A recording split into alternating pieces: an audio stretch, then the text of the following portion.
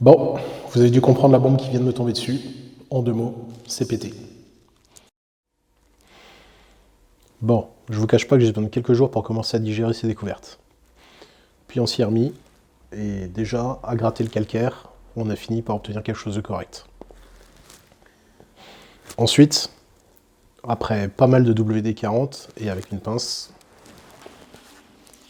la turbine est libérée. Elle tourne. Bon, il manque toujours une ailette, hein, et ça tourne pas foufou.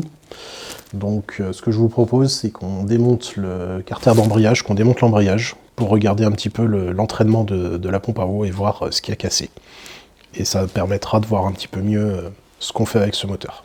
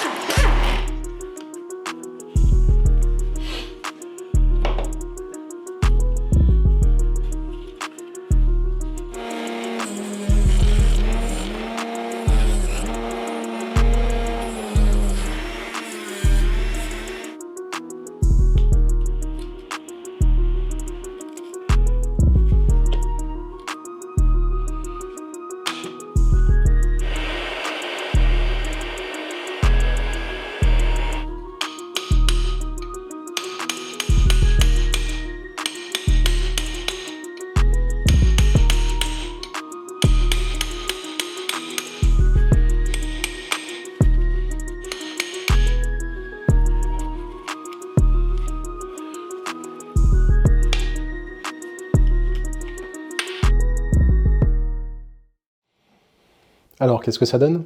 Bah, au final, la situation n'est pas aussi catastrophique que ce que je craignais. Au niveau de l'entraînement de la pompe à eau, c'est le pignon d'entraînement qui est cassé, et ce pignon étant en plastique, il n'a pas fait d'autres dégâts.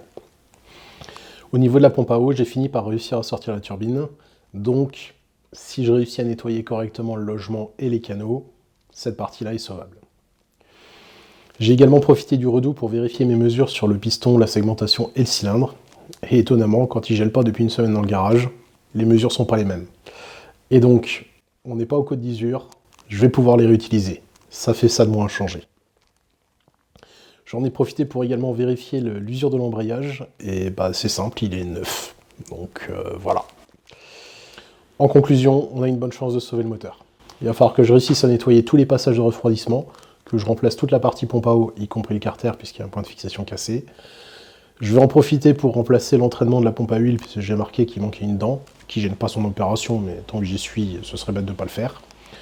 Et remettre en place tout ce qui est piston cylindre. Donc il va falloir que je trouve des pièces. Je crois que le plus dur à trouver, ça va être le goujon manquant.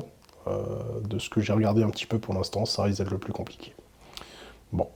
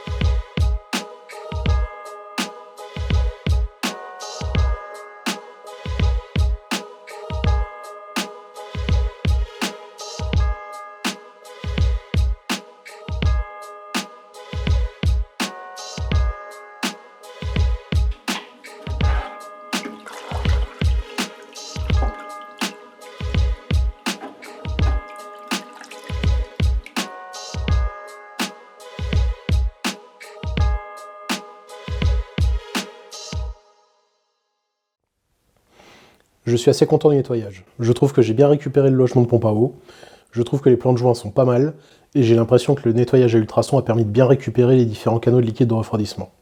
Malheureusement, vous vous en doutez en voyant la durée de cette vidéo, c'était pas possible de terminer sur une note positive. Une fois le cylindre nettoyé, j'ai pu voir une grosse fissure au niveau du principal canal de liquide de refroidissement. Probablement, encore une fois, le circuit de refroidissement qui tournait à l'eau et qui n'a pas été vidangé avant l'hiver. L'eau a gelé et ça a éclaté. Du coup, il va falloir que j'essaie de trouver quelqu'un qui saurait éventuellement réparer ça, en espérant que ce soit possible, et que ce soit possible pour une somme correcte.